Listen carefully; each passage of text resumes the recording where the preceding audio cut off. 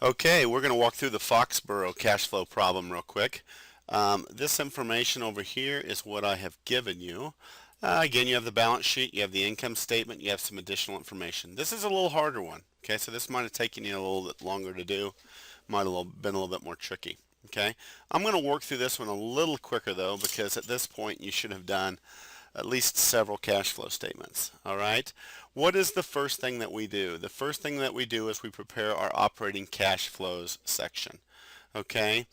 We have our net income of 63,000. That's the first thing that we do. We pull that off the income statement.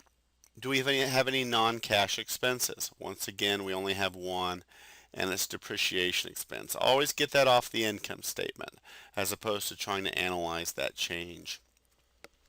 And this example will be why you would want to do that. But always pull depreciation expense off the income statement. Do we have any gains or losses? Yeah, actually we do have a gain on this situation. We have a gain. Well, what do we do with gains? We subtract them out. We subtract them out per our rules that we learned. All right.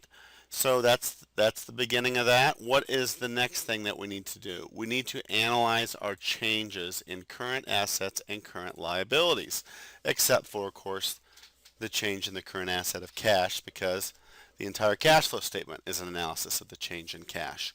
So when we're all said and done, our cash flows from operating activities are 39,000. I'll make that yellow. Boom. Okay. So hopefully you did that section right. We've done this a number of times. Okay, the next thing that we're going to do is we are going to go down to this information right here, and we are going to classify these cash flows as investing or financing or operating or whatever, and we're going to say if it's an inflow or an outflow of cash. So let's just walk through these.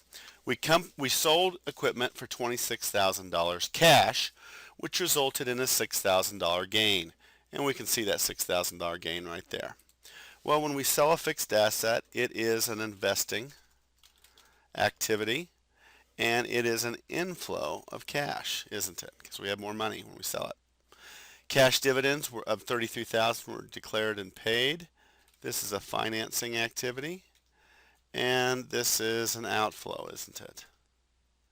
The company purchased some new equipment. This is the purchase of fixed assets. So this is another investing activity. And let's see, money left us, so it's an outflow, right?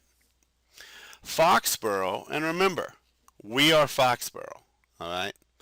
So when they say Foxboro, that's us. We loaned $40,000 to Harker Company on a long-term note receivable.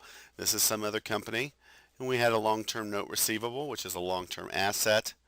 This is an investing cash flow, and because it's a long-term asset. And when we loan the money to them, that's an outflow of cash, isn't it? Okay? As they pay us back principal, that'll be an inflow, but that's not what they're talking about here. This is the loaning of the money to them. Foxboro, again, that's us, sold 10,000 shares of stock at a market price of $6,000, or sorry, of $6 per share. Okay, that selling stock in our company is a financing activity. That's an inflow of cash. The company raised additional capital by issuing a long-term bond for $90,000 cash. Okay, that is a financing cash flow. Is money coming in or is money going out? Money is coming in. That's an inflow. So using this information right here, now what we are going to do is we are going to do our investing and financing cash flow section. Okay, our three investing activities where we sold equipment, we loaned money to Harker, and we purchased plant and equipment.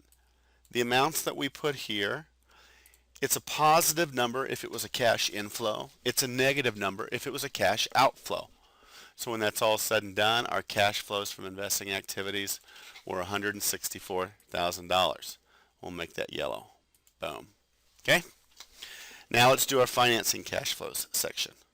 Financing cash flows, again, from down below, we had three financing cash flows: paid dividends, issued bonds, issued stock, and those amounts were these right here. Oops, looks like I misspelled dividend.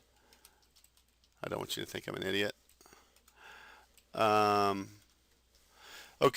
And I think most of these things, they told us how much cash was coming in or going out, didn't they? Looks like 20, yeah, 20. It looks like they pretty much told us. Okay, and that's usually very knowable information because it's in the checkbook or the cash receipts register or whatever. So our total cash flows from financing activities are as such. Another yellow number.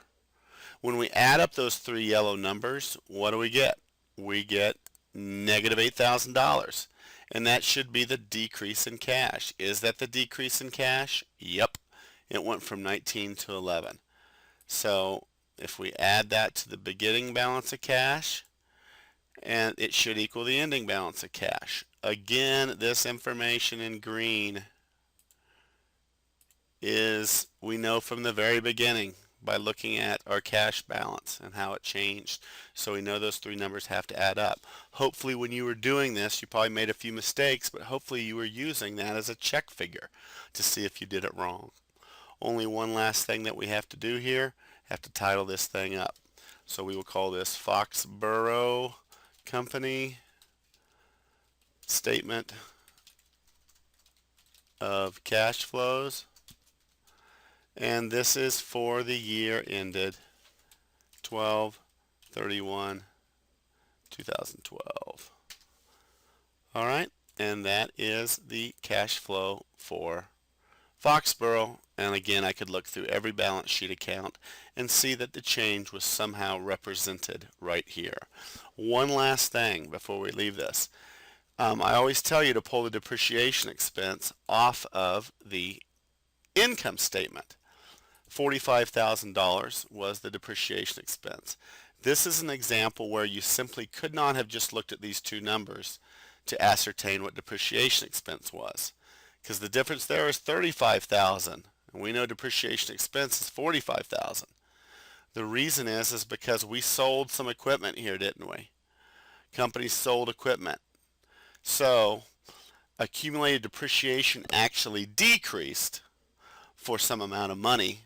So you can't simply look at the beginning and ending balance because there's two things happening there. Always pull depreciation expense off of the income statement. And that is the final answer.